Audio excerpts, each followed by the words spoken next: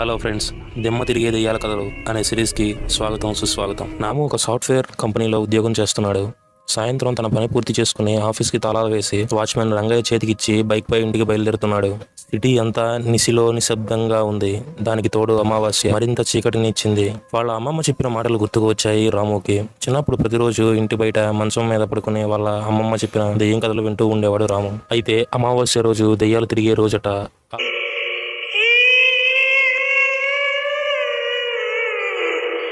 ఆ రోజు దెయ్యాలకు చాలా శక్తులు వస్తాయని వాళ్ళ అమ్మమ్మ చెబుతూ ఉండేది. అవసరమైతే అది మనిషి రూపంలో కూడా వస్తాయని వాళ్ళ బామ్మ చెప్పిన మాటలు గుర్తుకు వచ్చాయి రాముకి. అవన్నీ గుర్తుకు రాగానే రాముకి ఎంతో భయం స్టార్ట్ అయిపోయింది. కానీ కొద్దిగా ధైర్యం తెచ్చుకుని తన బండిపై అలా వెళ్తూ ఉన్నాడు. అలా కొద్ది దూరం వెళ్లేసరికి సిటీ పొలిమేర వచ్చింది. ఆ సిటీ అనేది సముద్ర తీరానికి ఆనుకుని ఉంటుంది. రాము ప్రశాంతమైన సముద్రంలో అలలు తీరాన్ని చేరి వాటిని హాయిగా చూస్తూ ముందుకు కదులుతున్నాడు. ఆ బీచ్కి ఒక పెద్ద చరిత్ర ఉంది. ఆ బీచ్కి ఎవరు రాత్రిపూట వెళ్లరు. ఎందుకంటే రాత్రిపూట చాలా మందిని అక్కడ చంపేశారు. మరియు అనుమానాస్పదంగా కూడా చాలా మంది చనిపోయారు. వీటికి కారణం అక్కడ ఉన్న దెయ్యాలే అని చాలా మంది చెబుతూ ఉంటారు. ఈ చావులు కూడా వరుసగా అమావాస్య రోజున మాత్రమే జరుగుతున్నాయి. ఇలా ఎందుకు జరుగుతుందో ఎవరు కనిపెట్టలేకపోయారు. అవన్నీ ఒక్కసారిగా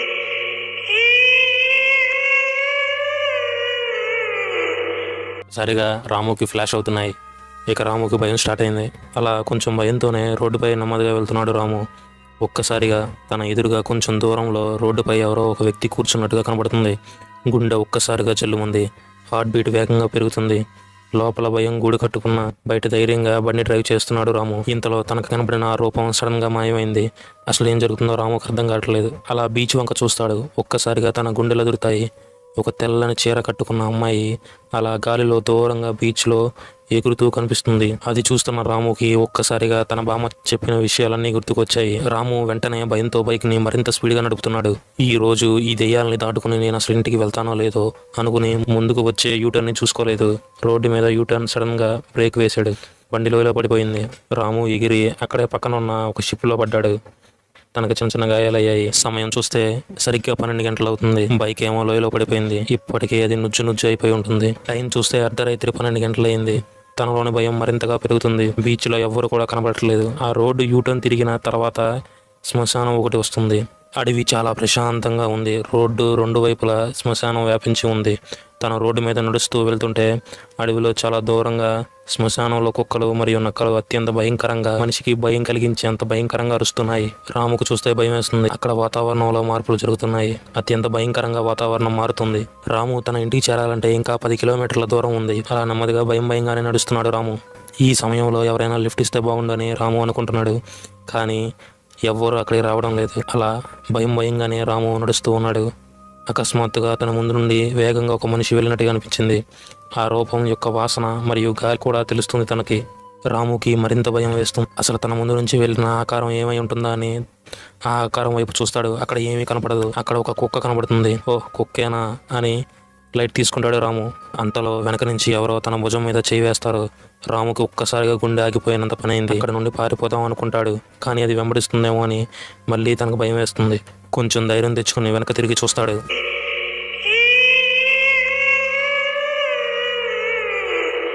వెనక్కి తిరిగి చూస్తే అక్కడ ఒక అందమైన అమ్మాయి ఆగి ఉన్న స్కూటీ మీద కూర్చుని కనబడుతుంది. ఆ అమ్మాయిని చూసి ఒక్కసారిగా షాక్ అవుతాడు. మళ్ళీ మనసులో అనుమానాస్పదంగా వాళ్ళ బామ్మ చెప్పినట్టుగా దెయ్యమే ఇలా అమ్మాయిలా వచ్చిందా అని అనుమానపడతాడు. దానికి తోడు ఆ అమ్మాయి కూడా అందమైన తెల్లని పంజాబీ డ్రెస్సులో దగదగా మెరిసిపోతూ కనిపిస్తుంది. ముఖానికి అడ్డంగా స్కార్ఫ్ కట్టుకుని ఉంది.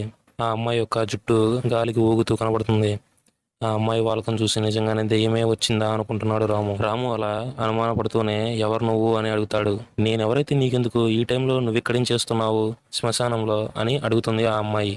నా బైక్ రిపేర్ అయిందండి, అందుకే నడుచుకుంటూ వెళ్తున్నాను అని చెప్తాడు రాము. చూస్తుంటే మంచి ప్రొఫెషనల్ డ్రెస్లో సాఫ్ట్వేర్ ఎంప్లాయ్ లాగా కనిపిస్తున్నావు.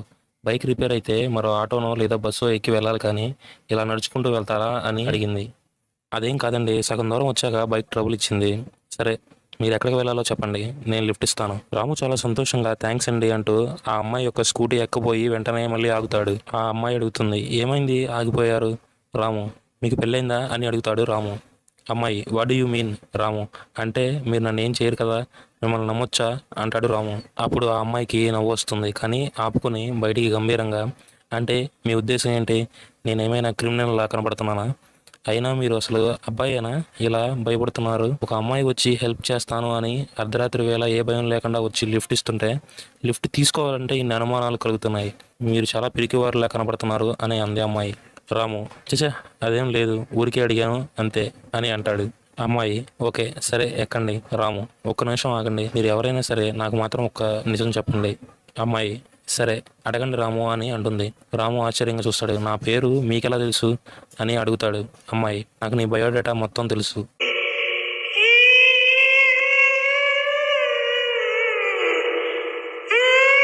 నువ్వు ఇన్ఫోసిస్లో పనిచేస్తున్నావు, ఆఫీస్ కంప్లీట్ చేసుకుని ఇప్పుడే వస్తున్నావు. రాము అవును, మీరు చెప్పినవన్నీ నిజాలే, కానీ ఇవన్నీ మీకెలా తెలుసు అని ఆశ్చర్యంగా అడుగుతాడు. అప్పుడు అమ్మాయి అవన్నీ నాకు వెన్నతో పెట్టిన విద్యలే, కానీ నువ్వేమి అడగదలుచుకున్నావో అది చెప్పు అని అంటుంది.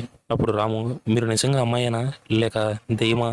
మా బామ్మ చెప్పారు అమావాస్యలో దెయ్యాలు ఆత్మలు అమ్మాయిలా మారి వస్తారని చెప్పింది అంటూ వణుకుతూ చెప్తాడు. ఆ మాట వినగానే అమ్మాయి బాగా నవ్వుతుంది. ఆ నవ్వుకి రాము భయపడతాడు.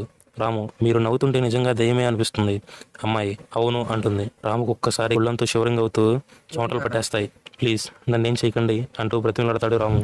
అప్పుడు ఆ అమ్మాయి ఆపండి మీరు కాస్త, మీకు నేను దెయ్యంలా కనిపిస్తున్నానా?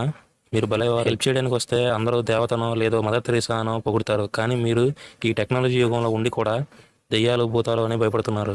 నేనేం దెయ్యం కాను, మీరు ధైర్యంగా ఎక్కండి అని అంటుంది అమ్మాయి. ఆ అమ్మాయి మాటలు అయిపోగానే శ్మశానంలో కాలుతున్న శవం ఒక్కసారిగా పైకి లేస్తుంది. రాముకి మరింత భయం వేస్తుంది.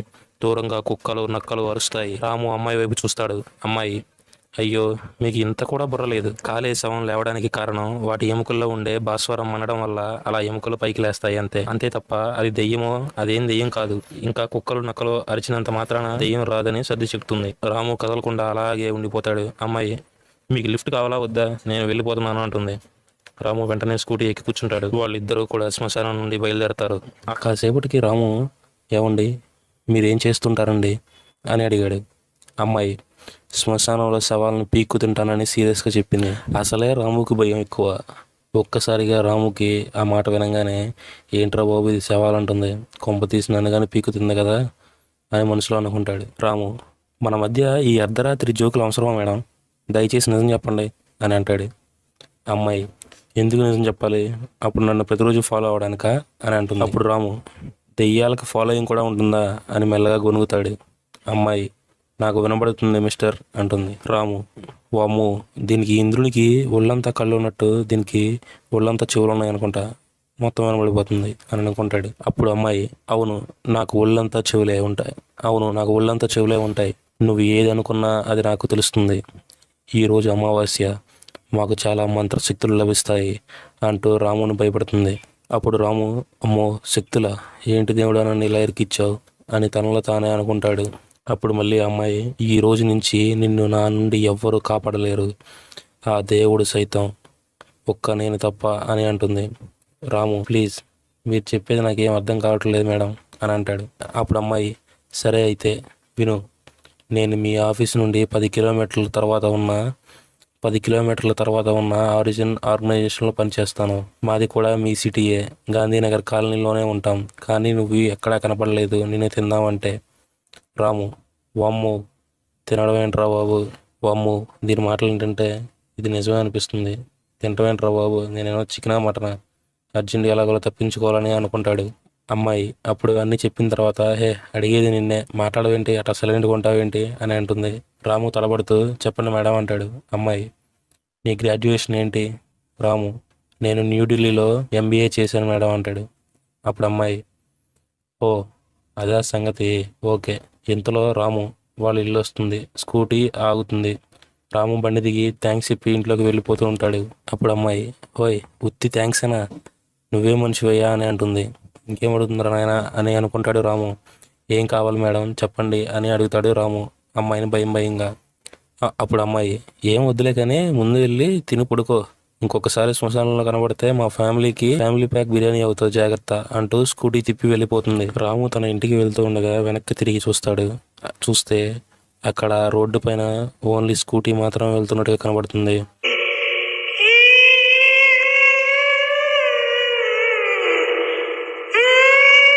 అమ్మాయి కనిపించదు. అప్పటికి అర్థం అవుతుంది రాముకి తన దింపడానికి వచ్చింది దెయ్యమేనని.